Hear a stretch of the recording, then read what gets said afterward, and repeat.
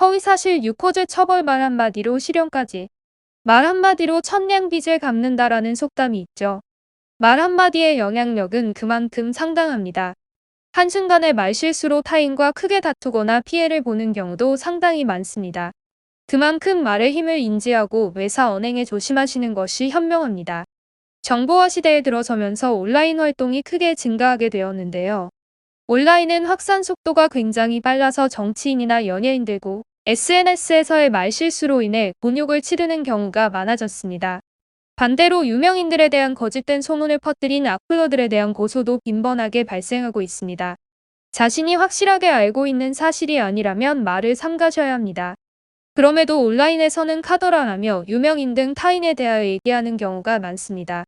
익명성을 악용하여 고의로 악플을 다는 경우도 있습니다.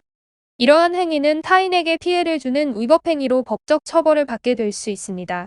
특히 연예인이나 정치인 등 유명인들은 악플러들에 대하여 강경한 태도를 보이는 경우가 많아졌습니다. 장난으로라도 유명인에 대한 허위 사실을 유포했다면 고소를 당하게 될 수 있으니 사전에 조심하시는 것이 좋겠습니다. 거짓된 말로 타인이나 기업에 대한 평판을 훼손시킴으로써 경제적으로도 큰 손해를 끼칠 수 있는 사안인 만큼 생활에서도 주의하시길 바랍니다. 허위사실 유포죄는 형법에서 정하고 있는 죄목이 아닌데요. 흔히 말하는 허위사실 유포죄는 명예훼손죄로 처벌이 이뤄지고 있습니다.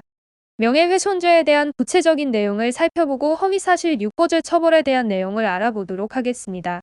명예훼손죄에 따르면 허위사실 유포죄와 같이 허위사실을 적시하여 타인의 명예를 훼손하는 자뿐만 아니라 사실을 적시하여 명예훼손을 한 자도 처벌될 수 있습니다. 사실적 시 명예훼손의 경우에는 2년 이하의 징역 또는 500만 원 이하의 벌금형이, 허위사실 유포죄 처벌은 5년 이하의 징역이나 1000만 원 이하의 벌금형이 선고됩니다. 이처럼 거짓된 말로 타인의 명예나 사회적 지위를 실추시키는 경우에는 사실을 적시한 경우보다 훨씬 무거운 처벌이 내려지고 있습니다. 이는 악의적인 목적이 다분하고 죄질이 나쁘다고 판단되기 때문에 가중된 처벌이 내려지고 있는 것인데요. 단순히 허위사실 또는 사실을 유포했다는 것만으로 명예훼손죄가 성립되는 것은 아닙니다. 본 죄가 성립되기 위해서는 몇 가지 요건이 충족되어야 합니다. 불특정 다수에게 공연히 허위사실 또는 사실을 적시한 경우 그 내용이 구체적이고 비방하려는 목적이 있었다면 본 죄가 성립될 수 있습니다. 지인과 단둘이서 타인에 대한 구체적인 사실 또는 허위사실에 대한 대화를 나눈 경우에는 본 죄가 적용되지 않을 가능성이 높습니다.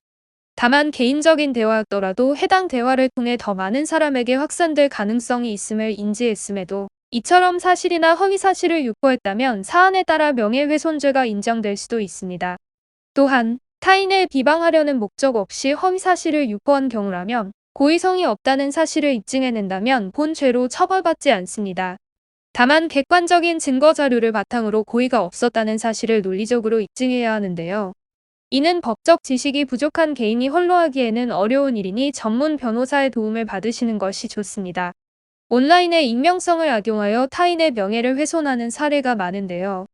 악의가 없었더라도 만약 온라인에 특정인의 명예를 훼손할 수 있는 언급을 하였다면 훨씬 무거운 처벌을 받게 될 수 있습니다.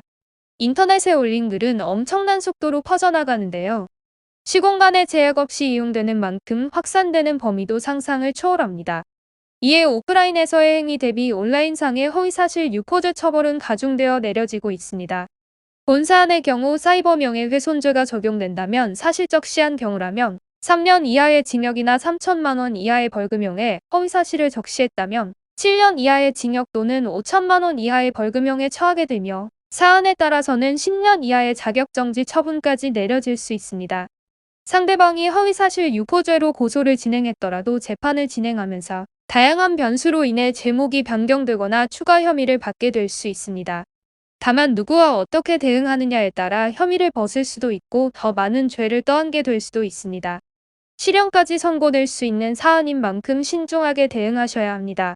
명예훼손죄는 당사자는 알지 못하더라도 타인에 의해 고소가 가능한 죄목입니다.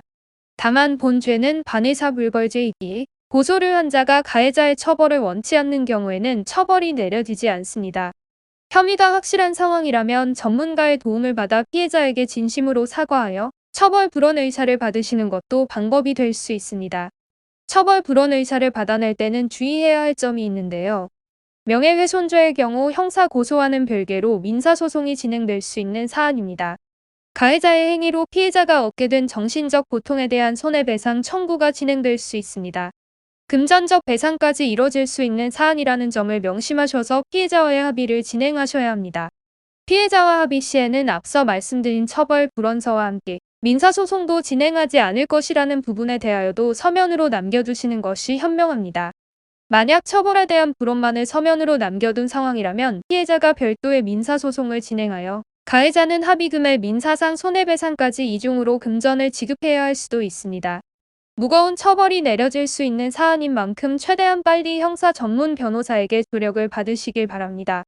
법률사무소 AL에서는 형사 전문 변호사가 직접 카카오톡을 통해 실시간 무료 법률 상담을 도와드리고 있습니다.